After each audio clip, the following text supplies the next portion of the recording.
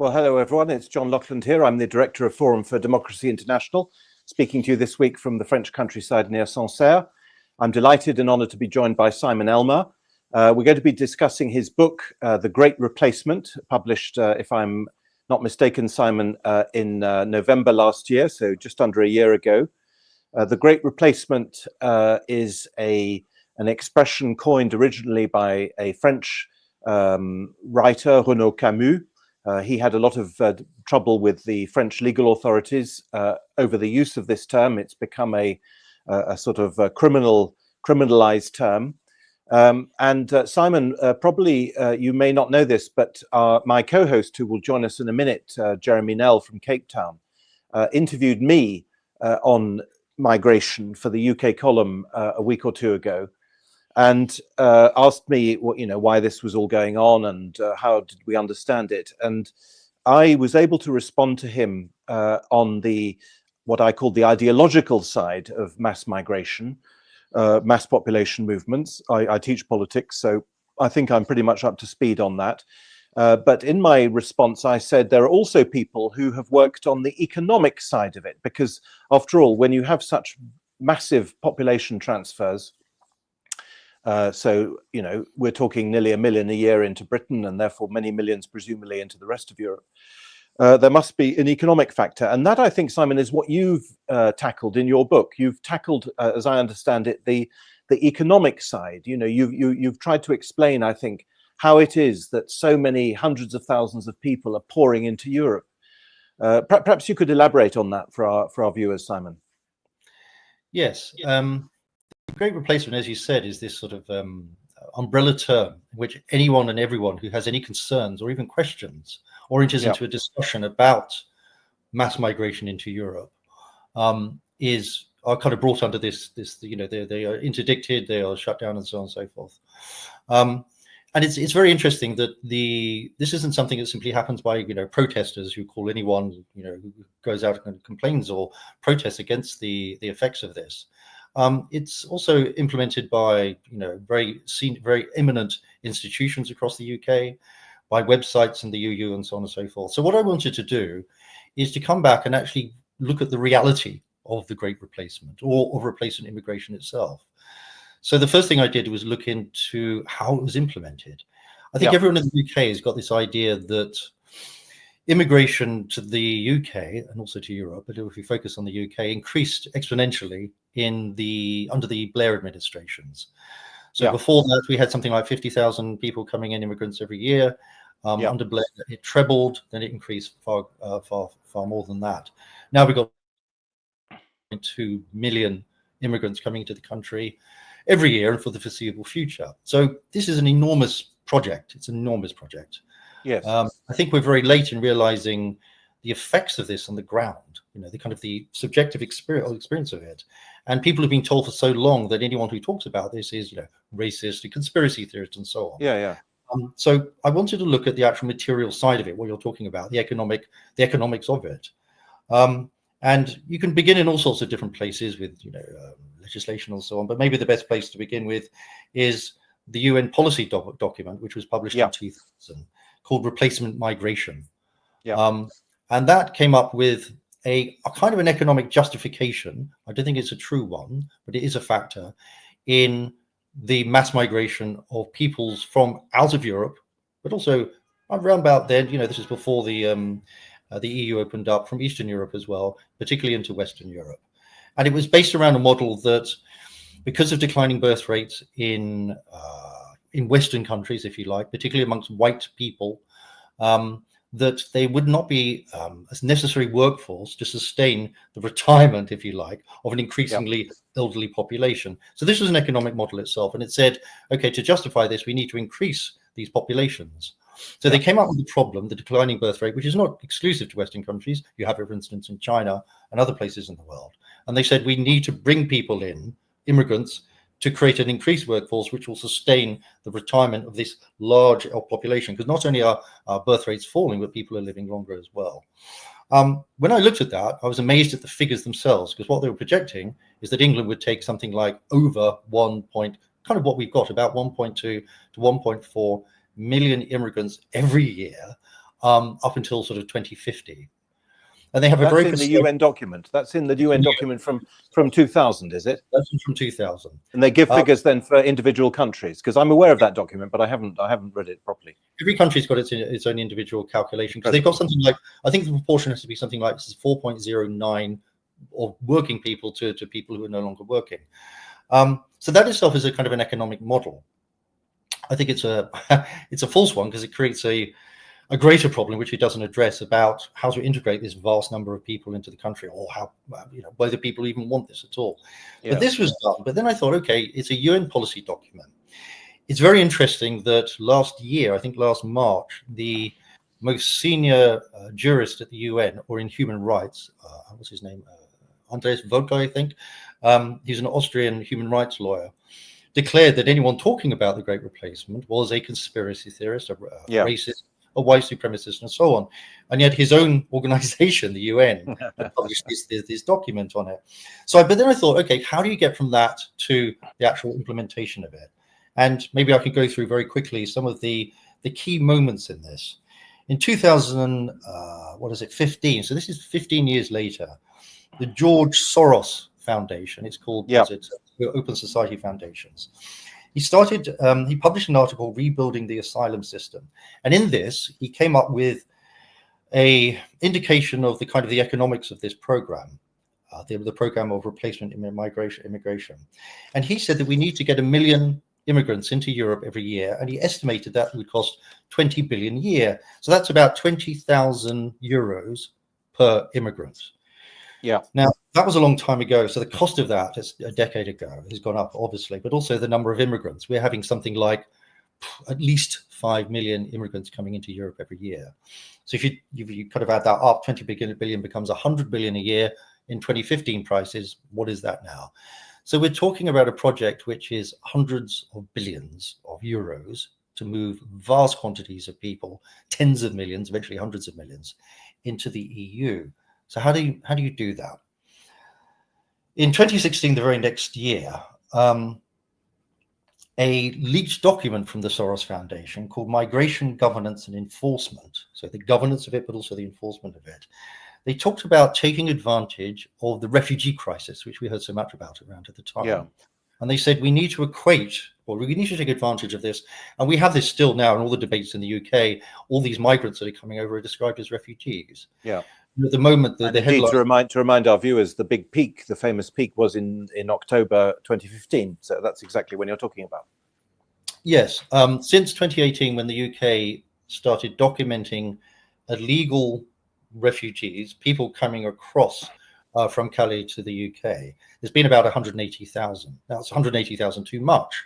And they're not refugees. They're fighting age men between the ages of about 24 and 38. 84% of them are men, and they come almost exclusively from Muslim countries, which makes it easier to hold them in these kind of military barracks, or at least barracks that they're being held in. And there's a great concern about that, but that really doesn't touch the figures that are coming in. We're talking about, over 1 million, or around about 1 million people coming here every year, and around about legally through our airports. That's where the real replacement immigration. Absolutely, and I'm very convinced. That's a very important point. I saw a post. This morning, someone saying that 25,000 people had come across the channel in their dinghies this year, and this was a significant increase on the previous year or whatever. But as you say, that's a drop in the ocean. That's if the legal figures are over 1 million, 25,000 is nothing. Yeah, it is a problem, and people are very concerned about it, particularly where these people are being housed. But the real source of replacement immigration is from non-EU countries. There's 7 key countries: Nigeria, India. Let me go in size: India, Nigeria, Pakistan, Bangladesh, Ghana, and Zimbabwe and Sri Lanka. That's where the most come from, and they're coming in absolutely enormous numbers. Maybe I'll just quote them. Over the last 10 years, so from 2015, we've had into the UK over 9 million immigrants come to the UK through our borders and through. That's a huge amount for a country this size. It's an enormous amount. Now, non-EU, Well, it's more than 10% of the population. It's like 15% of the population. Yeah. That's in 10 years. Now, 5,317,000 of those have come from outside the EU, primarily from the countries I've talked of. But the net of that. So minded with the people who go back as well of non-EU is 3.7 million. As you probably know, people are leaving, like many people are leaving the UK, and Europeans in particular leaving the UK after the Brexit vote. So what we're getting in is a vast population, and they're coming legally through. Let me get to your question, because I'm taking a long time to get to it. What is the point of all this? What is the point of all this? I don't think this is the only point, but it's the key one that I wanted to focus on in my book, and that was the economic one. In 2002, so this is only 2 years after the United Nations policy document, a arm of the UN focusing on labor and migration commissioned a report by someone called Eric Weinstein. He's a capital fund manager, kind of very influential guy. And he wrote a report called Migration for the Benefit of All.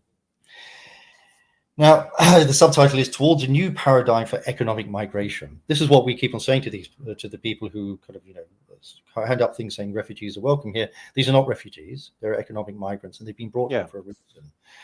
They've been brought here not simply to, if you like, provide this increased workforce to support an increased enlarging retirement. They've been brought here to do two things. One of that, and Eric Weinstein says this very, very explicitly, is to drive down the wages of workers in the host countries. If you look at the figures on who are doing what do they call them these days? The working class jobs, the jobs of the stackers, the people who pack things in factories, the Deliveroo riders, the unskilled work, unskilled labor, which people in the host country, in this case UK, don't want to do for the conditions and the salaries that Amazon and these other corporations are offering. And he says this does two things. It drives down the wages, but it also becomes what's the word he uses? It becomes a vehicle through which large numbers of immigrants can come into that service sector or that work sector, and then colonize it effectively. And he says very specifically, the workers of the host country are not going to benefit from this, and on the contrary, it's going to drive their wages down. What is going to benefit is the companies that bring these in. Now, the key thing about this is, if you've got a larger workforce, like the GDP of Germany is larger than that in England, not only because Germany, up until recently anyway, was more productive than the UK, better work conditions, better efficiency, and so forth, but because it has more people than us, it's got about 20 million more people. So if you increase the workforce of a country, it will increase the overall GDP. What we've seen is that when you increase the population, the working population, but you reduce wages, the share of that GDP of all the people in the country, particularly working class people, but all people, because we're seeing middle class wages getting driven down now and the cost of living going up, that gets worse and worse. So if we're looking at what people are looking at the time, why are our salaries going down? Why is the cost of living going higher? Why is housing becoming more and more expensive? Why are the public services we offered getting more inaccessible, more expensive? Why is the country being driven down? This is all a direct product of the economic model of replacement immigration.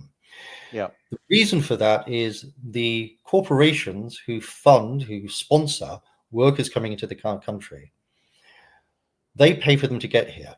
They pay that €20,000 euros per year to get the immigrants across here that George Soros predicted. It's more now, but that's what they pay for. But hang on, how do they pay this? They pay this in salaries. They pay this through. Later on, there was a document called in 2017 published by Peter Sutherland, called Globalization Interdependence, and he lays out that nations themselves, the host nations themselves, will have to contribute a certain amount of money to pay to transport the immigrants from the various places across the world. Also, they need to be capitalized by banks, organizations like the IMF, the World Bank, and so on and so forth.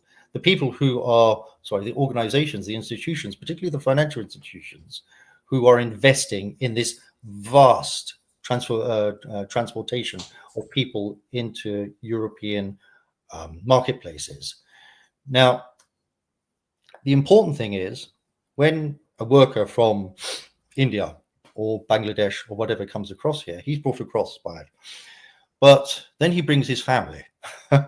I've looked at the figures, and over half of the people coming here are workers, but more than half are coming from, not more than half, but that half is actually, the workers themselves are bringing larger number of dependents with them, their wives, their children, and so on and so forth. And what this creates is a huge burden on the UK state for housing, for medical care, for education of their children, for the training of them for these jobs, and all the other infrastructure. Sure. You privatize the profits and socialize you privatize and socialize the costs. Yeah. The UK Simon, what I find difficult to understand or difficult to believe is that Amazon and Deliveroo and whatever other low unskilled employers there are in, say, the United Kingdom can import, let's say, 700,000, have a net import of 700,000 people. Surely the driving down of wages and the role of multinationals, does that really explain the whole of the economic incentive? It seems to me improbable. That's such a scale, that's such a gigantic scale. I mean, Amazon can't employ that many people, surely. Yes, I don't think it's this is what, when I did this in my book, which you were kind enough to mention, I wanted to look at why this is happening and how it's happening, who's funding this, and to make people read the book aware of the full scale of it, that this is a £100 billion industry every year, and there's got to be some return on that. Yeah, I don't think it's only, or not immediately, it's economic, but I don't think it's only that, because I think what we're seeing, if we want to understand replacement immigration as a program, we have to understand it in the context of what's been happening to the West in particular, but the world generally, but particularly the West, Western capitalism, what we could call, what has acquired the name of the Great Reset, which has been happening since lockdown. It's actually started before that. Yeah. It's linked, in other words, to things like sustainable development goals. Sure. It was in, I think, let me just have a look here. Agenda 2030. Sorry, Germ and I went into all this in the interview that he kindly did with me on UK Column. And I'm aware, I haven't read them, but I'm aware of the Soros document, the UN, the replacement migration document. I'm aware of Peter Sutherland, who famously told the House of Lords that immigration was important because it would make society less homogenous, and that was a desirable goal. So the ideological side, we can talk about it. I think I'm quite up to speed on it, but I just come back to this economic point. I mean, these people, you said a moment ago, these people are being brought here, or you said they're being paid to come here. Surely no, Simon, surely they are paying to come here. Let's assume we mustn't obviously mix together the legals and the illegals, but even if you come legally, because if you come illegally, it costs you what, I don't know, $5,000 to get from Pakistan or Nigeria or wherever. It costs you, it's quite a substantial sum, doesn't it, to get smuggled all the way into Britain. I imagine if you come legally on family regroupment, it probably only costs you a few hundred or maybe 1,000 or whatever. But they are coming to work. These people are surely coming to work. They're coming because there are jobs, no? The figures say that they're here on work permits, if you like, or work visas. They're allowed to come into. The figures released last September by the Office of Budget Responsibility showed the type of workers that they were getting. And there's only something like 5% are actually, high-skilled workers who are actually making a contribution to the economy. The vast majority of them are unskilled or low-skilled workers who take away from the economy itself because of the support networks that we just talked about. I guess I'm not sure if this is where you're going. I've been thinking about this since I published my book, which is about a year ago. And I've been watching what's happened to the UK. And I've seen it as I've come back here, which is I think, an intentional product of this economic model. And it's not immediately economic. I think it's changing the structure of our societies. We're moving into a stakeholder. So it is ideological then. You're saying it's primarily ideological. No, I don't. I think it's moving into because I think the change is being affected not through purely ideology. That's accommodating it, and it has been for the last 20, 25 years or so, maybe longer. It's the actual impact of what happens when you destroy a country. Yeah. I think more and more people now, quite mainstream people, are actually saying, is Keir Starmer, I think he's simply the implementer, of course, because it really doesn't matter who you vote in. Is he trying to destroy the country? People around are kind of, normal people, if you like, are sort of saying, why does it seem that we're trying to destroy our country? There's lots of reasons for that. You might be asked why, after a visit from Bill Gates, we then started to kind of punish farmers and stuff, and try to why we're imposing policies like net zero, which are going to clearly lead to the rocketing prices of our energy and so on. Yeah. I think we're going through a process where, rather than simply privatizing industries, water, gas, electricity, and so forth, which are public necessities, if you like, and rather than sort of commodities and so on. I think what's going on now is that there is a wholesale attempt to privatize I don't think this is quite clear, our model of governance itself. That's what stakeholder capitalism is. It's not merely about privatization. At the moment, an enormous number, I don't have it off the top of my head, of UK councils are about to declare bankruptcy. Now, I've worked with councils quite a lot through my work with architects of social housing, and when a council declares bankruptcy, it goes into administration, and new companies come in who are we saw it a lot under lockdown. Companies like Serco, huge outsourcing companies, which really simply dish out different proportions of our governance of our public services to private contractors. It went up on an enormous scale under lockdown. Many people are aware of it. It happened in things like prisons. It's happened in things like the NHS, which has been going on for a long time. Eventually, our governance, our councils, our municipal, if they're not already, will be fundamentally outsourced to private contractors. When that happens to our food supply, our gas supply, our electricity supply, which is what net zero is doing, we're not really a nation state after that. We can't really say we've got anything close to a democracy. We are living under a fully privatized, corporatized model of governance. And if you look at replacement immigration, what it testifies to is a number of things. One, how very powerful individuals at the head of completely unaccountable organizations, through corporate bodies, can lobby organizations, technocracies like the World Economic Forum, like the United Nations, like the European Commission, and create global compacts to which UN signatories and EU signatories are beholden. Basically, our policies, our very governance itself, is being written by corporate bodies and the individuals who run them. The question people keep on saying over and over again in the UK is, why is this happening? Nobody voted for this. We never voted for this. We never did. The only time we voted for this was in Brexit, and we voted against it.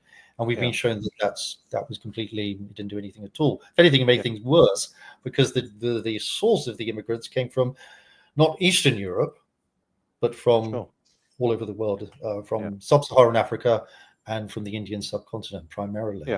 We've also seen under Starmer that people seem to forget this, that it really doesn't matter who you vote into. The people implementing these, the implementation of it is interesting, and that's going to get onto questions of ideology. But the driving force behind this is completely out of our hands. It's completely out of our hands. And then the people we vote for are no longer in control of our countries. Importantly, what replacement immigration, I think, is making more and more people aware of is that we are not in control of our countries. Completely.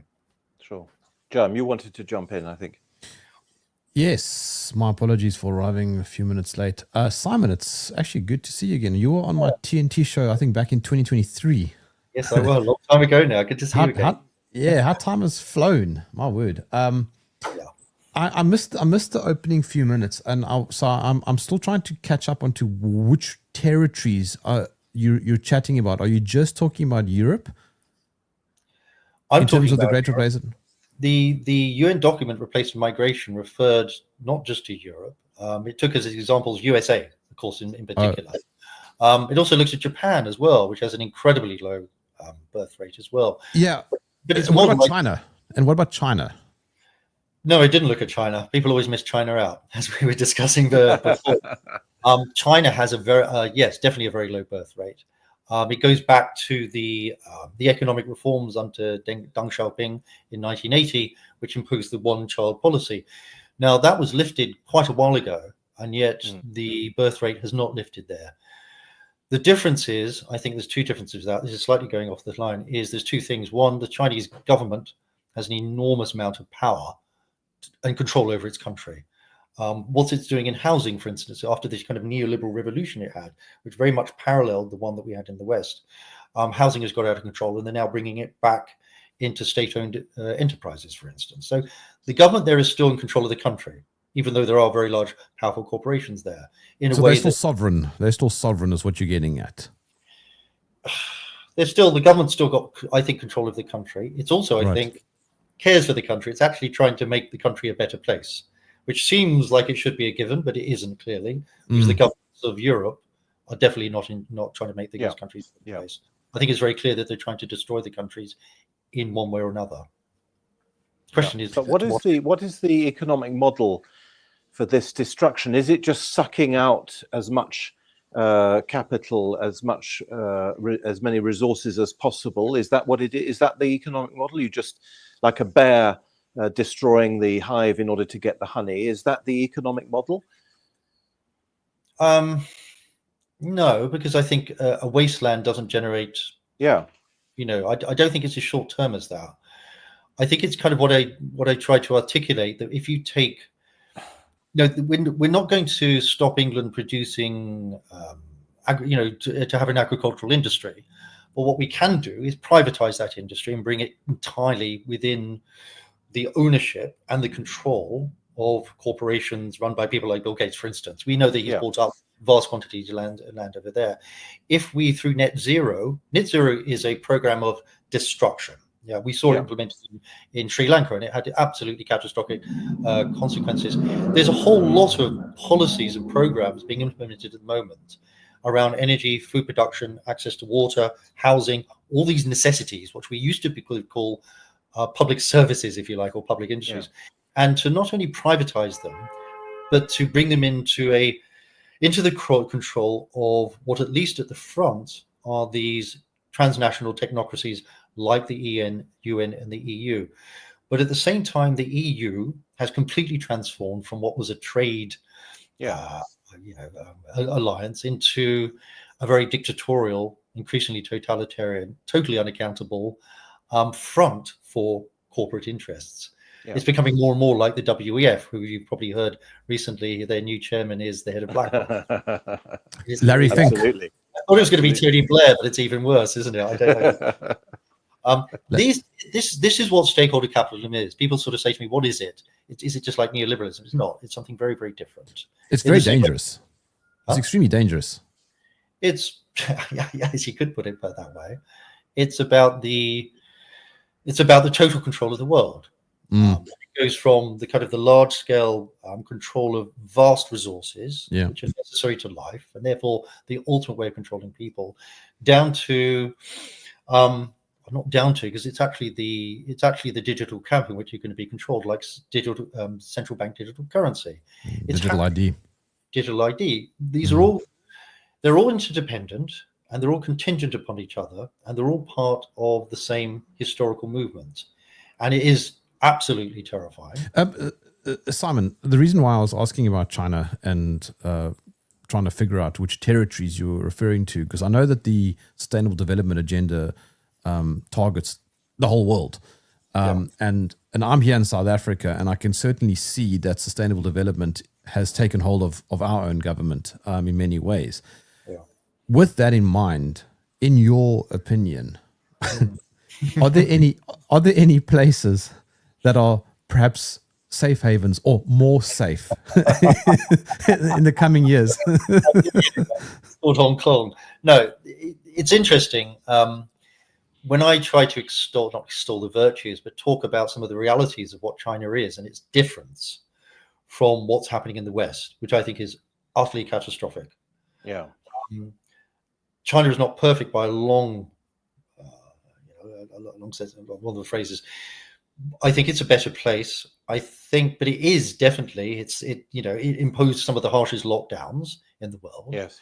It seems to have subscribed to the whole kind of pandemic model, but it's never adopted the World Health Organization's kind of dictates as well. But hang on, you're in Hong Kong though, right?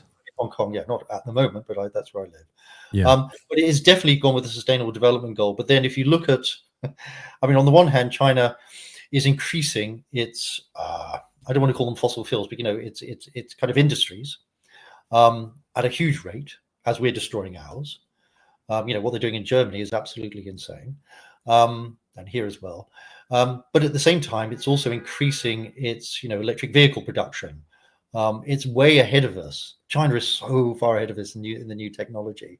And if it can promote that, if we can promote the markets for things like electric vehicles, but not just electric vehicles, for the whole so-called sustainable energy production, the technology, it's only going to benefit it. If we're stupid enough to destroy our own sources of energy and hand it over to China, they're going to snap that up. They already have snapped that up. So it's definitely a benefit to them. Do they believe it? I don't know. I don't know if they believe it, but it benefits them. No, but I think what you said a moment ago, which is that you've said it a couple of times actually in the half an hour that we've been on air, that China is in control. The Chinese state does control the territory of the People's Republic of China. And the second thing you said is that they actually are trying to make their country better. Yes. And the contrast is with Europe, where, as you've said very eloquently, firstly, our people are not in control or don't seem to be. And they certainly don't seem to have the interests of their respective countries at heart. Yes, China's got I'm still sort of trying to figure it out, an extraordinarily complex system. And over here, the word they use over there is not communism. It's consultative democracy. It's certainly not communist. well, what is communism? Whatever. That's definitely another conversation. But they call it consult, and they have an incredibly complex system which goes up, and which people are consulted on it. Of course, over the top of that, you've got a single party in control of it all. So everyone says it's a dictatorship, and I say, well, what's the European Commission? Yeah. The European Commission is totally unaccountable now. The difference is China, I'm absolutely convinced, it makes mistakes, but for instance, in housing, it handed over under the Deng Xiaoping, it handed housing over to a kind of a neoliberal model. It was very similar to what was happening in the West at the time. People haven't really realized that there were two neoliberal revolutions going on, and it's kind of produced the situation now where there's huge overproduction. You've got entire kind of not cities, but towns which are being knocked down, and a lot of those companies have gone bankrupt. So what do? Well, first of all, they subsidize people to buy homes. China has the highest home ownership in the world. It's about 98%. How's that for communism? We've got we've just dropped below 50% now of mortgages and home ownership. It's now bringing housing production back into the purview of state-owned enterprises. It's providing preferential banking conditions to those enterprises. So it's got a way to control things when they go wrong. And I'm sure it will do the same thing, or is doing the same thing with the declining birth rate. It's very clever on who it lets in immigrants and so on. It's very, very clever government. It's got my enormous admiration. They're very smart, but I do think they actually want to make their country stronger. Up to fairly recently, most countries did. We're definitely not doing that in the UK. Maybe to go back to this idea of replacement immigration, there's the immediate economic benefits of it. There are these longer term benefits, which I think happens when we move fully into this stakeholder capitalism model of a European sort of super state under the control, or at least the front, of the European Commission and the European Union. To get to that genuinely totalitarian state, you have to destroy what's there now. The European Union, in my opinion, which was set up, of course, after the Second World War, and its excuse was that we wanted to avoid another Third World War. How's that going? What it's actually done, I think, is its goal from the very beginning, I think quite explicitly, was to destroy the nation state. Yes. We think of the nation state as the kind of the default model of what a state is. It's not. It's reasonably new. It's a few hundred years old. You could go back to the Treaty of Westphalia, blah, blah, blah, blah. It really comes into kind of effect after the French Revolution. It's now over. When people say, what does it mean when English people are going around putting up English flags everywhere at the moment and getting arrested for doing so, and the councils are pulling them down, while at the same time raising Pakistani flags and Indian flags and so on, and woke flags and all the trans flags and so on. What it means is the death of the nation state. Any expression now, in the UK, our terrorist secret services Prevent UK, which is spying on us now as we speak, they have identified any form of cultural nationalism, which they include talking about things like the Great Replacement, or being opposed to Sharia law, or not wanting people to walk around in burqas. This is now called right-wing terrorism. So nationalism now is equated quite explicitly, not merely in ideology, but in law and in its implementation by the police, with a form of terrorism. Yeah. This is about the unrelenting destruction of the nation state. Now, who does the destruction of the nation state benefit economically, but also in governance? I think the two come together very closely here under stakeholder capitalism, because that is an economic model of governance. It's a technocratic one. Yeah. It benefits the corporations who are going to run our councils, who are going to choose our politicians to front it and give us this TV show of democracy. So to try and clarify again, there's the immediate economic benefit of companies like Amazon, like Deliveroo, like Uber, which kind of is all over London at the moment. They seem to run everything. They've got an immediate benefit to that. But there's a bigger picture, I think, which comes through the destruction of countries, destruction of their sense of them as a nation state, and also their sense of governments and their part in it, but also the actual composition. When you, as I just said with the figures, by 2063, that's the estimate. I think it's going to be sooner than that, because the birth rates of the people coming in here are far higher than ours, and ours are collapsing, will collapse. In 30 years, there'll be very few English people living here. That population is to actually replace that population. You can't have a nation state when there is no nation. A nation comes from the Latin word for birth. There's nothing unifying us at all. When we look at this shredding of the social fabric of the UK, of Germany, of France, of Italy, of Spain, of Sweden, of South Africa, maybe to a lesser extent, we're seeing the very deliberate effects of replacement immigration. They want a scorched earth policy on which they can then build this brave new world. It's very interesting. It's very similar, actually, Simon, what you're saying to. We had Patrick Wood on a couple of weeks ago, who's written several books on technocracy. And what you've just said about stakeholder capitalism and the privatization or the takeover by private corporations of the instruments of government, he didn't put it in the same way, but I think you and he are saying very much the same thing. You said a moment ago that Bill Gates had bought up agricultural land. Did you mean to say in Britain? No, in the US, he's now the largest. In the US, yes, agricultural land. Because I think BlackRock and so on have bought a lot in Ukraine, as it happens, and I'm aware, and possibly also in Africa. I don't know. I'm aware of the purchase of agricultural land by these big corporations. Yeah. But I wasn't sure whether you meant Britain. Yeah. No, I meant the US. I mean, in the weeks after Stalin was elected, what was it, a year ago now? He spent the first week inviting in Bill Gates, BlackRock, the whole shebang, and he immediately then declared, the first thing he did is he came out and said, we're going to put an inheritance tax on farms. So in generations time, we're going to lose it. And that immediately people are like, well, what's that got to do with Bill Gates? And those of us who know what he invests in, it's very clear. I think BlackRock are buying up vast quantities of housing. What they're targeting is what we need to live. We need food, we need houses, we need energy. Yeah. When those are the ultimate goal of stakeholder capitalism is to set up a model of governance which is completely technocratic, and which is to the benefit of the corporations which are running it. They'll set up the new world governments. I mean, a year ago, I was threatened. We were threatened. Anyone who talked about a world government was, I don't know, it was anti-Semitic or something, because of some conspiracy about a Jewish and all this sort of stuff. At the very time, Klaus Schwab was actually attending a forum on the world government in Dubai, I think it was at the time. Another conspiracy that came true.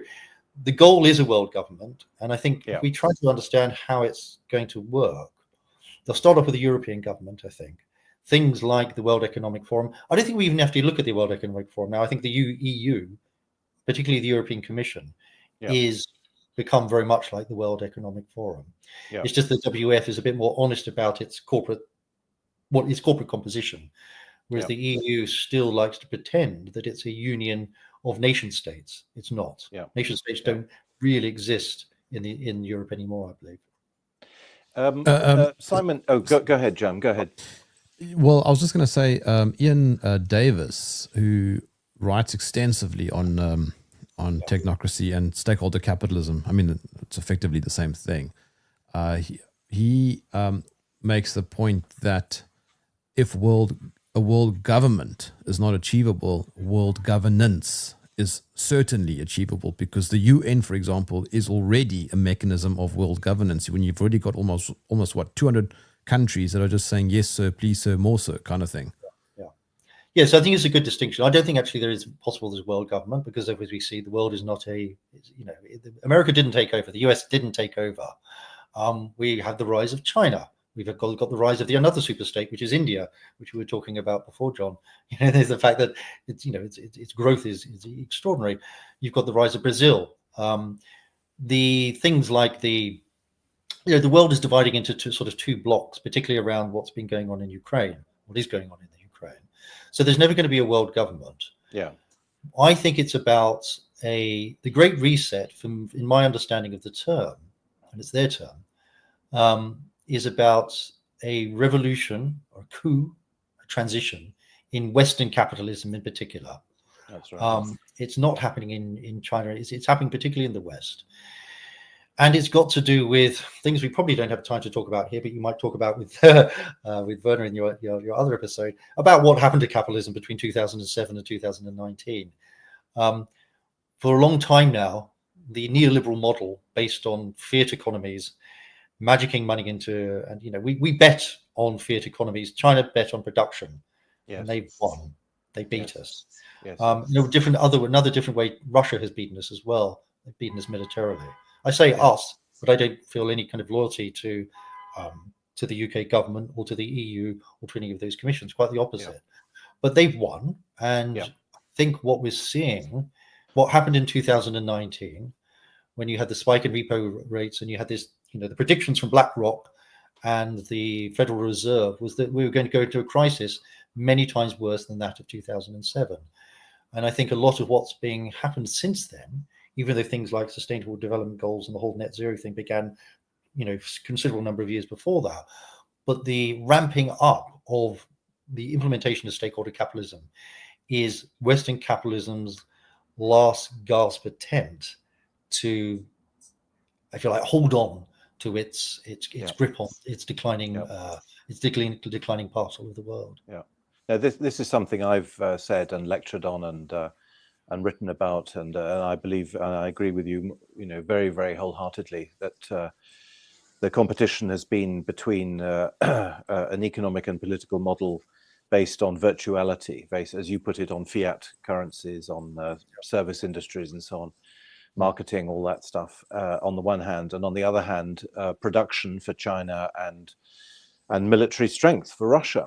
And I've believed this very, very much, and I think that the events are proving it right. And by the way, I think that's the reason why you mentioned the Prevent UK and the anti-free speech legislation, which is particularly bad in Britain, but also applies in other European countries.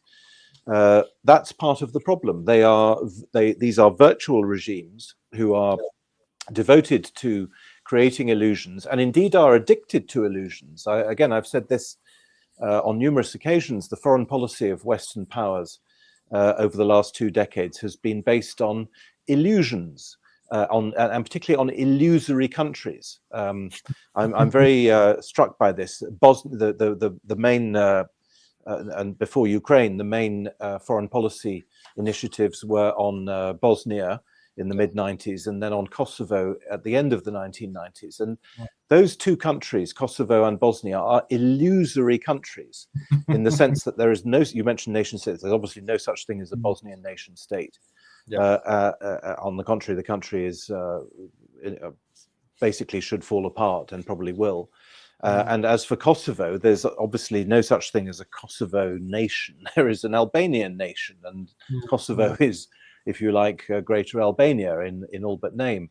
And now with Ukraine on a much, much, much bigger scale, we have this obsession with a country which, like other countries, like Ireland, like Cyprus, there are plenty of examples elsewhere in world history, is not a unified nation. On the contrary, the different views of Ukrainian nationhood are in fact in a state of civil war with each other. And yet the illusion is almost what the Western states seem to thrive on.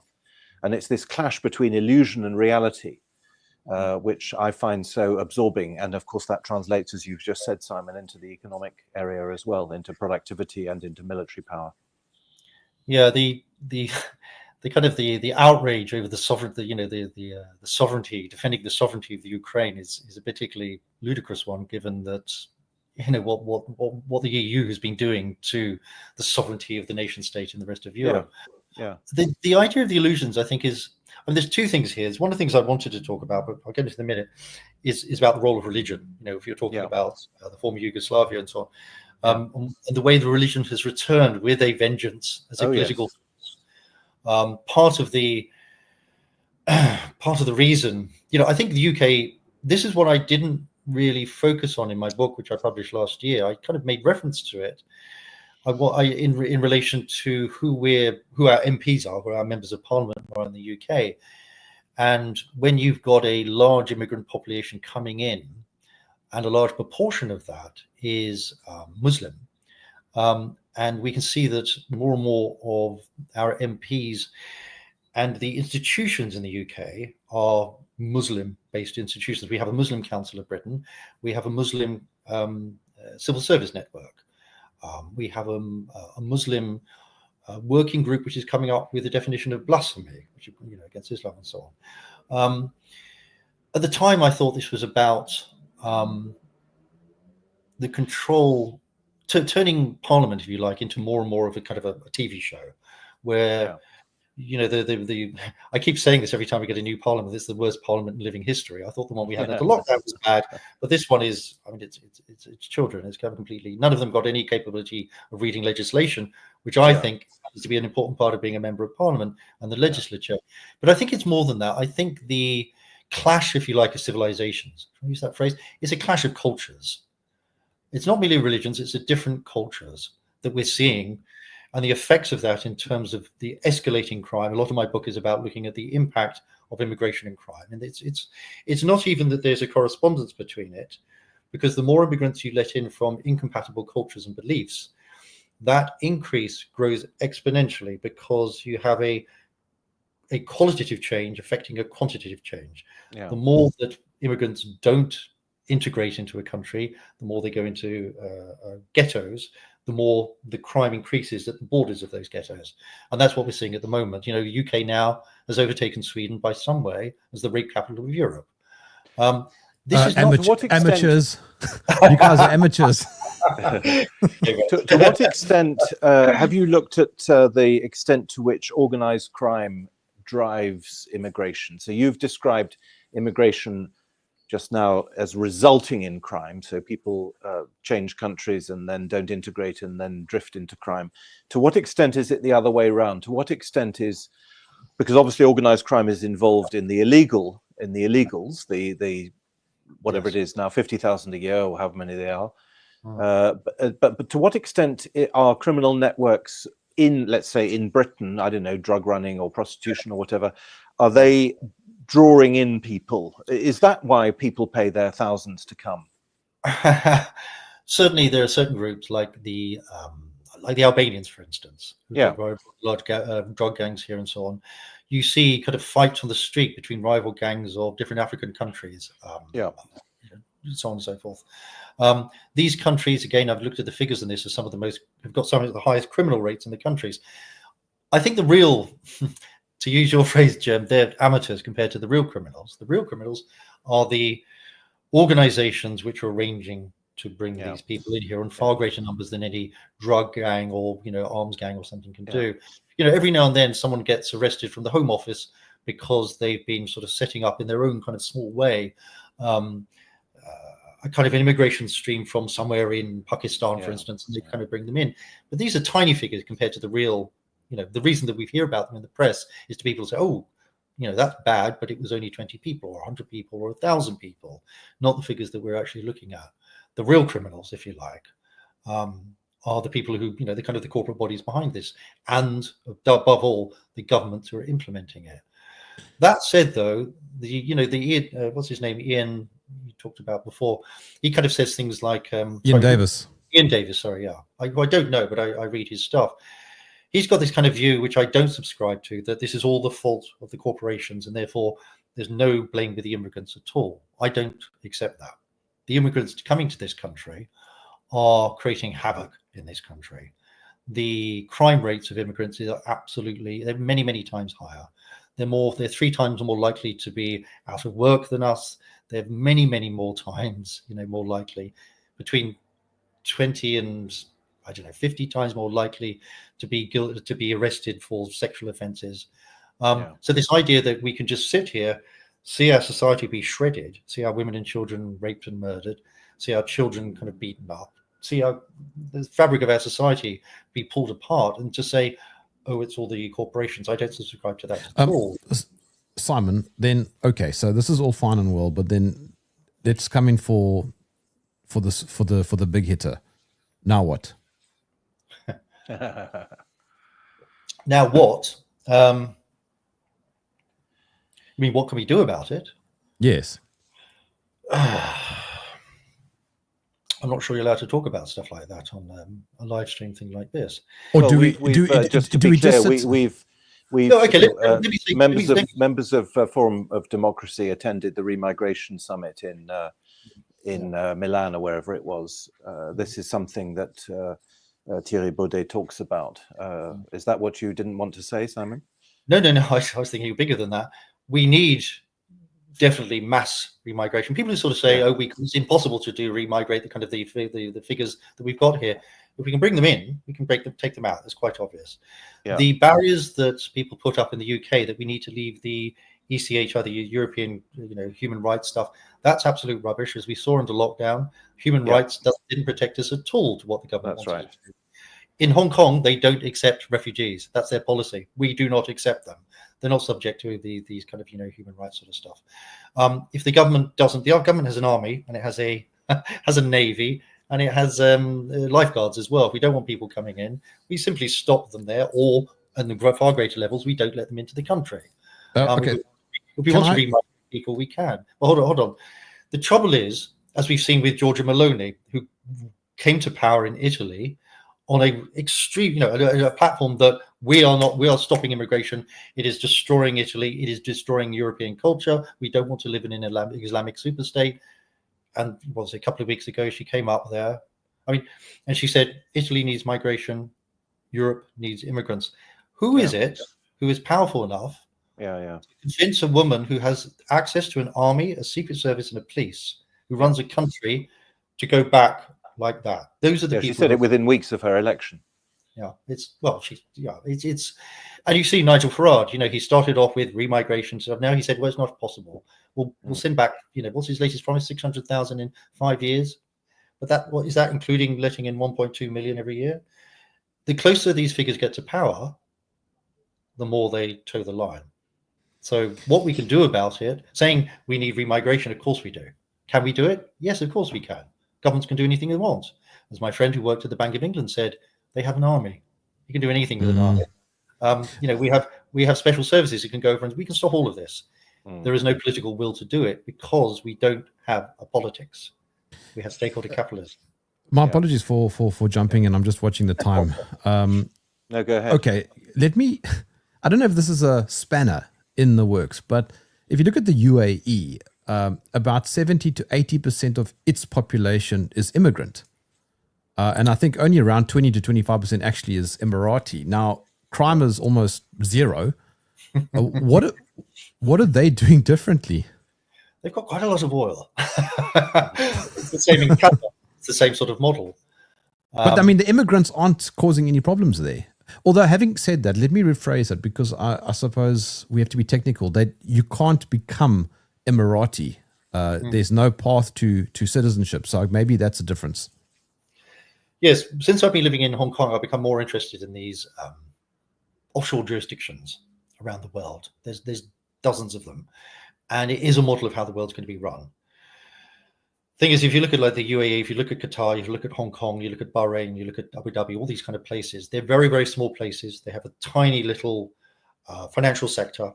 They have citizenship, and the people who were brought in as domestic workers to do all the horrible jobs, to build the infrastructure and all that stuff, they never get citizenship. They're not quite slaves, but they're bloody close to it. Sorry to swear on your show.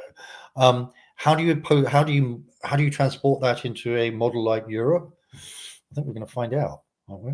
I mean, the UK for a long time, I've always thought of London as a offshore jurisdiction at the heart of England, and it's becoming more and more like that. You know, London has got a few very, very wealthy people who work in finance, and it's got an increasingly large and impoverished service sector around it. And that's kind of expanding across the whole of Europe, I think, as a model. So I think you're right. It's a very good point to bring up.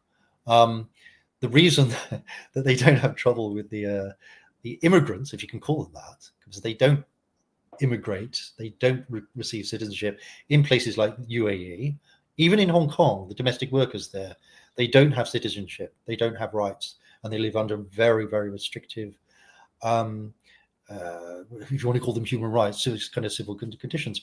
Very similar, presumably, to what we're going to have when we're imposed with CBDC and digital ID. So yes, it is a model, definitely, but it's going to have to change a lot to be implemented on the scale of somewhere like Europe. Yeah. What do we do about it? We stop it. Stop it the only way we can. There's only one way to stop this. Yeah. We all know what it is. It's just whether we're going to do it. It's very difficult. That's and what how do you explain Giorgia Meloni and Nigel Farage just in the last couple of minutes we have?